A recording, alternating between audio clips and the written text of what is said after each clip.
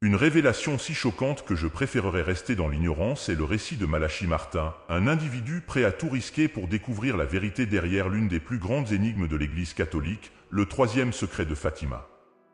Rejoignez-nous pour explorer le monde énigmatique de ce prêtre remarquable et découvrir les mystères qui le hantent depuis des temps immémoriaux. Le troisième secret de Fatima compte parmi les mystères les plus fascinants de l'Église catholique. Malgré la publication du contenu par le Vatican en 2000, nombreux sont ceux qui pensent que cette histoire contient bien plus que ce qui a été officiellement révélé. Ici commence l'incroyable saga de Malachi Martin, un paléographe irlandais exceptionnel dédié à l'étude des documents bibliques anciens. Martin, doté de connaissances approfondies, a obtenu 3 doctorats et une maîtrise en langue avant l'âge de 30 ans et est devenu professeur à l'Institut biblique pontifical de Rome. C'est dans ce contexte qu'il rencontre le cardinal Béat, figure influente du Concile Vatican II. Béat a été impressionné par la connaissance et l'étude approfondie de Martin des mondes musulmans et juifs et l'a choisi comme assistant. En 1960, Martin devient le secrétaire particulier de Béat, lui donnant ainsi accès au très confidentiel troisième secret de Fatima. Ce dont il a été témoin dans ce document confidentiel a eu un impact profond sur lui et a façonné le cours de sa vie. Martin a décrit le contenu du secret comme si terrible qu'il préférerait rester dans l'ignorance. Face à cette expérience, il a exprimé un profond choc, déclarant que tout ce que nous savions sur la théologie et l'écuménisme était une perte de temps.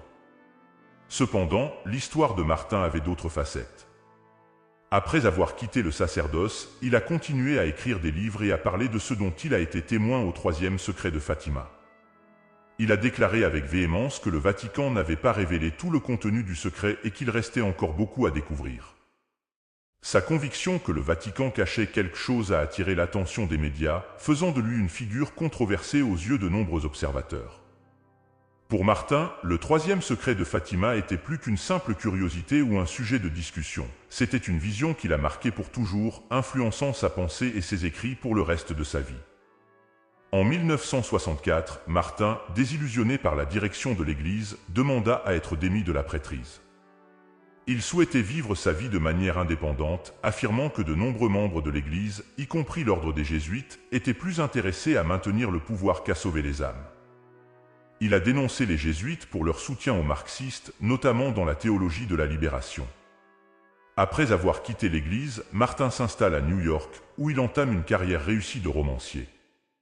La plupart de ses livres ont été inspirés par sa connaissance de l'occultisme et son expérience d'exorciste.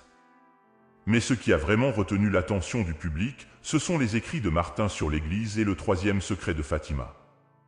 Martin a affirmé qu'il manquait une page que le Vatican n'a jamais publiée et qui révélerait la véritable signification du secret. Il a affirmé que le secret impliquait un changement significatif au sein de l'Église. Martin est décédé dans des circonstances mystérieuses en 1999. Lorsque Martin parle à plusieurs reprises du troisième secret, il exprime le même désir de discrétion quant à son contenu. Intelligemment, il ne confirmerait ni ne nierait si quelqu'un d'autre soulevait le sujet du secret, tenant sa promesse de ne pas le révéler. Dans l'une des dernières interviews en direct dans les années 1990 au Harbel Show devant des millions d'auditeurs, Martin a déclaré que le troisième secret était quelque chose d'effrayant. On parlait d'une guerre mondiale imminente, suivie d'une grande catastrophe qui causerait la mort de millions de personnes. Martin croyait fermement que Dieu interviendrait après 3 jours d'obscurité. Lors d'un incident particulièrement choquant, un auditeur a déclaré à Martin qu'il avait entendu parler d'un prêtre qui prétendait avoir lu le troisième secret. Le prêtre affirmait que le dernier pape était sous le contrôle de Satan, et comme le pape Jean Xilly. En le lisant, il s'évanouit, convaincu de son implication. Martin a confirmé qu'il avait apparemment lu le secret. En 1997, le père Martin a abordé cette possibilité plus spécifiquement, déclarant que nous pourrions en réalité avoir un pape sous l'influence de Satan. Nous serions alors impliqués dans quelque chose de terrible qui mettrait à l'épreuve la foi et détruirait la foi de la majorité. Outre le troisième mystère, cela semble également indiquer que la Russie serait le nouveau régulateur de l'horloge de Fatima et le véritable berceau du remède mux dans le monde. Selon Martin, ce qui est dit dans le troisième secret de Fatima conduit déjà à l'apostasie dans l'Église, et la grande majorité des catholiques sont dans l'apostasie depuis plus de 20 ans. Il a affirmé qu'une minorité significative de cardinaux, d'évêques, de prêtres et de religieux était en apostasie et que c'était également le cas au Vatican. Un groupe influent dédié au service du mal. Selon certaines sources, la résolution impliquerait la divulgation complète du troisième secret de Fatima et la consécration ultérieure de la Russie par le pape au cœur immaculé de Marie, impliquant tous les évêques du monde et mentionnant spécifiquement la Russie. Rejoignez-nous dans ce voyage alors que nous continuons à explorer les mystères de la foi cachés derrière les murs du Vatican et le courage de personnes comme Malachi Martin qui ont osé poser des questions, rechercher la vérité et révéler ces révélations pour la partager avec le monde. Gardant cela à l'esprit, nous devons faire ceci, comme Jésus l'a dit, « Quand vous verrez ces choses arriver, n'ayez pas peur, car votre salut est proche. » Tourne ta dévotion vers toi, Seigneur. Dans ce monde de conflits, de tensions et d'incertitudes, nous recherchons votre lumière et vos conseils et nous nous réfugions dans la prière et la contemplation. Ô Dieu, dans ta sagesse infinie, qui nous a permis, à tes enfants, d'explorer le mystère du troisième secret de Fatima, nous te demandons d'éclairer nos cœurs et nos esprits. Accorde-nous la capacité de reconnaître les signes des temps et de comprendre le sens profond des visions et des prophéties. Dans le silence de nos réflexions, ouvre nos yeux sur la vérité et la lumière que toi seul peux offrir. Dans ce monde troublé, elle donne la force de continuer dans la pénitence, la prière et la conversion, comme le suggère le troisième secret de Fatima. Guide-nous dans la recherche des liens prophétiques, mais aide-nous aussi à rester humbles face aux mystères qui entourent l'enseignement du troisième secret. Garantir la paix pour les personnes vivant dans les zones de conflit et encourager les dirigeants du monde à rechercher des solutions pour la paix et la justice. Soyez notre guide dans notre recherche de la vérité. Amen. Si vous avez aimé la vidéo, commentez « Amen » pour que Dieu vous bénisse. Maintenant, mon fils, disons 2 prières pour que tout se passe bien ce mois-ci. Prière de Jésus-Christ. Jésus, Fils de Dieu et Sauveur de l'humanité, est l'expression ultime de l'amour et de la miséricorde divin. Au cours de son voyage terrestre, il a marché parmi les hommes, enseignant, guérissant et révélant le véritable sens de la vie. Son message transcende le temps et continue d'illuminer le cœur de ceux qui recherchent la vérité et la rédemption. En contemplant la vie et les enseignements de Jésus, nous sommes entraînés dans un profond voyage spirituel, nous plongeant dans une compréhension de la grâce et du dessein divin. Sa naissance à Bethléem, un événement céleste qui a apporté l'espoir au cœur troublé, a marqué le début d'une vie terrestre pleine de sens et de but. De son enfance à Nazareth jusqu'à ses moments de réflexion dans le désert, Jésus a vécu en pleine harmonie avec la volonté du Père Céleste. Ces enseignements, exprimés en paraboles riches en sagesse, nous invitent à réfléchir sur la vraie nature de la justice, de l'amour et de la compassion. Les foules qui le suivaient, avides de ces paroles de vie éternelle, furent témoins de la manifestation du royaume des cieux sur terre. À chaque guérison effectuée par ses mains compatissantes, Jésus révélait non seulement sa puissance divine, mais aussi l'essence curative de l'amour divin. Les aveugles ont recouvré la vue, les lépreux ont été purifiés et les opprimés ont trouvé du soulagement en sa présence. Dans chaque miracle, la lumière de l'espérance dissipait les ténèbres du désespoir, montrant qu'en présence de Jésus, la transformation était inévitable. En choisissant ses disciples, Jésus forme une communauté qui sera la base du mouvement qui se propagera à travers les siècles. Il les a instruits sur le chemin de la vérité, les encourageant à être des pêcheurs d'hommes, des propagateurs de la bonne nouvelle qui transcendent les barrières et embrassent tout le monde.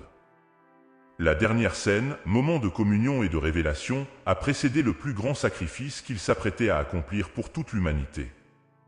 Dans le jardin de Gethsémani, sous le poids d'une crucifixion imminente, Jésus fait preuve d'humilité et de soumission à la volonté divine.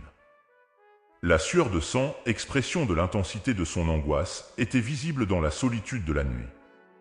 Cependant, son acceptation de la coupe de la rédemption a fait écho dans l'éternité, marquant le début de l'accomplissement du plan divin de réconciliation. La trahison de Judas, disciple intime, et le reniement de Pierre, fervent apôtre, illustrent la complexité de la nature humaine face au sacrifice sublime de Jésus.